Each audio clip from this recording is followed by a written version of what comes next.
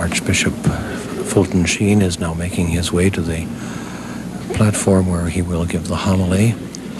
Archbishop Sheen, of course, of television and radio fame, the retired Archbishop of Rochester, New York.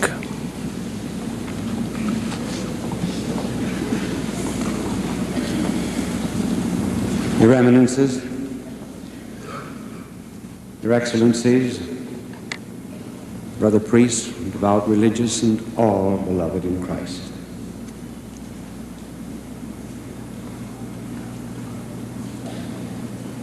We are saddened by the absence of Bishop Waters. We are gladdened by the presence of this ceremony because it was his dying wish that it be held. I find in this wish a very faithful proof of the life of our blessed Lord. He never spoke of his passion without speaking of his resurrection. And the bishop did not speak of his death without speaking of the joy of this occasion. I believe that we can sometimes foretell in an eminent way the eternal destiny of some people by the days in which they are born, the days in which they die. Bishop Waters was born on the Feast of the Assumption of Our Lady. He was ordained on the Feast of the Immaculate Conception. And he was buried on the Feast of the Immaculate Conception. I'm sure that if any one of us could ever choose the days on which we would go to the Lord, it would be to duplicate the great feasts of Bishop Waters. Now we celebrate, first of all, the anniversary of the Diocese, and also the Feast of the Immaculate Conception. Let me tell you something, first of all, about the Immaculate Conception. Why the Blessed Mother was conceived without sin. Just imagine that there was a river here, a polluted river, and there's a ship sailing on it. And over here is a very clear river. If a ship wishes to pass from the polluted waters to the clear without the merging of the two, there has to be a lock into which the ship passes, and then it's raised to the level of the pure waters. Now, humanity had been sailing on somewhat polluted waters for centuries. And Christ came to give us a new humanity and a new stream of grace in order to shut out that contact with an older generation, of which we will speak in a moment. We have the lock and the break of the Immaculate Conception. Let me speak then, first of all, of the Church from an historical point of view, and then about it from a spiritual point of view. First of all, from an historical point of view, because I know some of you are troubled about what has happened these last 15 or 20 years to the Church. You're confused, bewildered. And there are a number of ecclesiologists, that is to say, those who are predicting the end of the Church on account of what is happening today. Now let me console you on this anniversary. Remember that every 500 years, there are great crises in history. So we have to put this diocese of yours into this great perspective of history. Just quickly glance over the 2,000 years of Christianity. Think of the tremendous crises that happened to the Church in the first cycle of 500 years. There was the fall of Rome. Imagine. Here's a city and a civilization that endured for 8 centuries. And now it collapses. St. Jerome in the cave of Bethlehem thought the end of the world had come. Augustine spent 18 years writing A City of God, trying to explain it. But the church survived. And then in the second cycle of 500 years came the Eastern Schism, the breakaway of many of the Eastern churches from Peter, the head of the church. And with that, the Muslim invasion, which came up within 120 miles of Paris. We had 500 dioceses in northern Africa in those days, and now they're reduced to 5 as a result of that. But the church survived. And then came the third cycle of the religious revolution, when there was a reform of doctrine, when there should have been a reform of morals.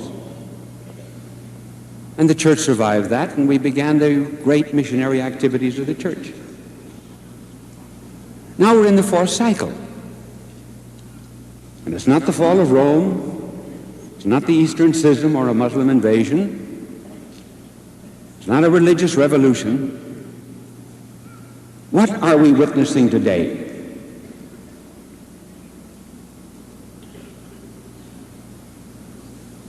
We are at the end of Christendom.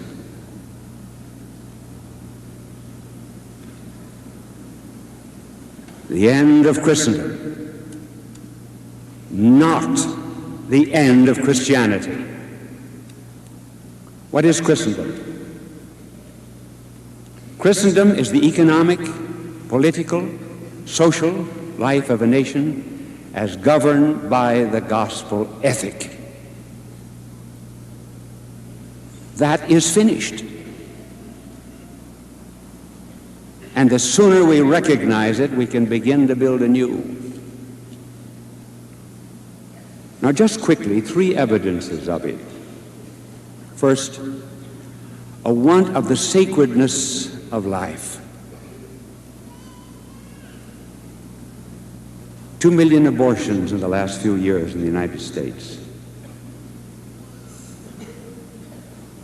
Secondly, the breakdown of the sanctity of marriage.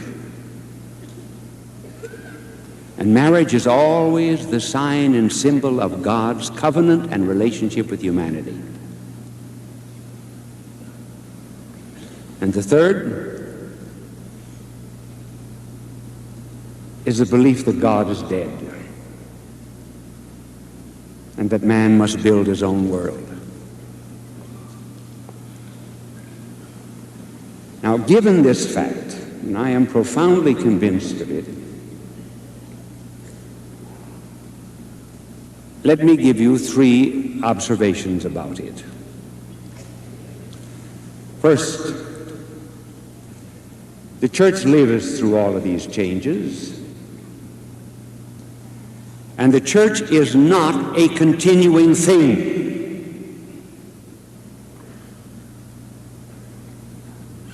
The church is something that dies and rises again. The law of the church is the law of our blessed Lord. Unless there's a Good Friday, there will not be an Easter Sunday. Unless there is the crown of thorns, there will never be the halo of light. The church is always coming out of a tomb.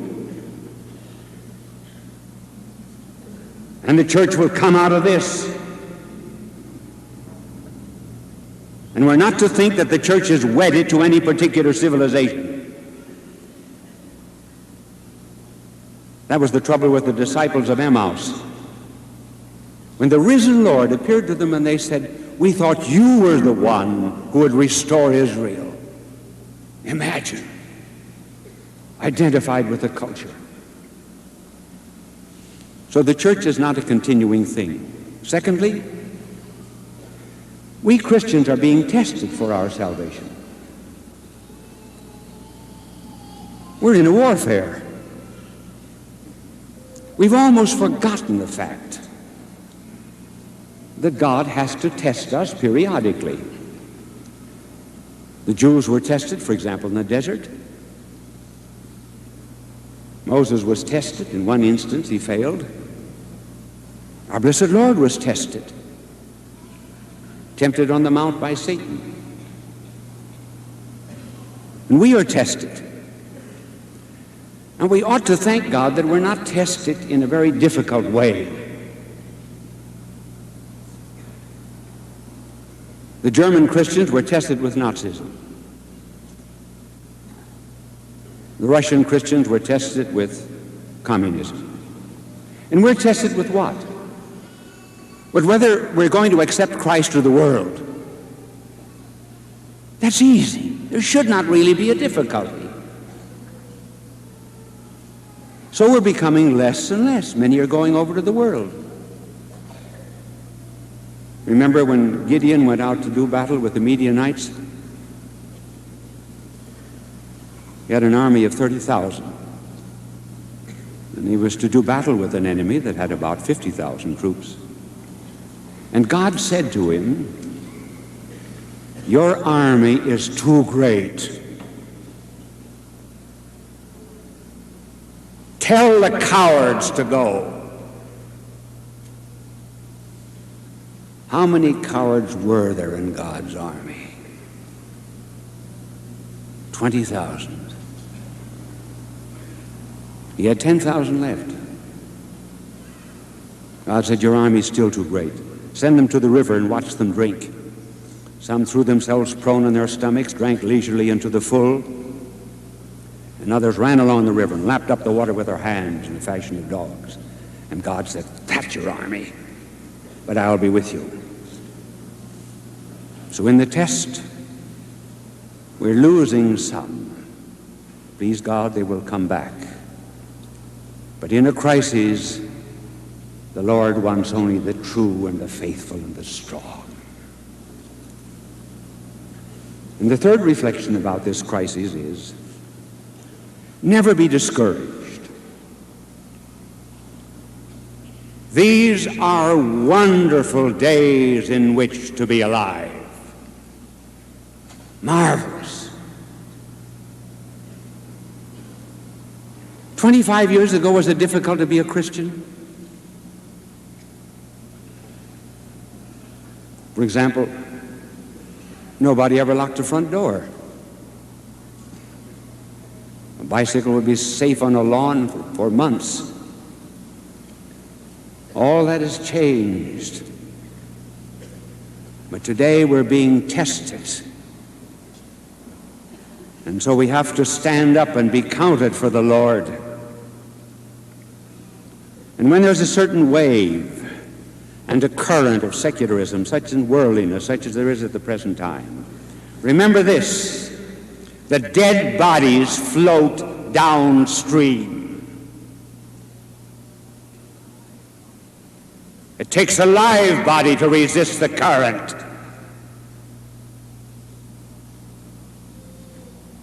And that's why we ought to thank God that we have an opportunity to proclaim our faith in Him until the emergence of this new day when the church will take on a new glory.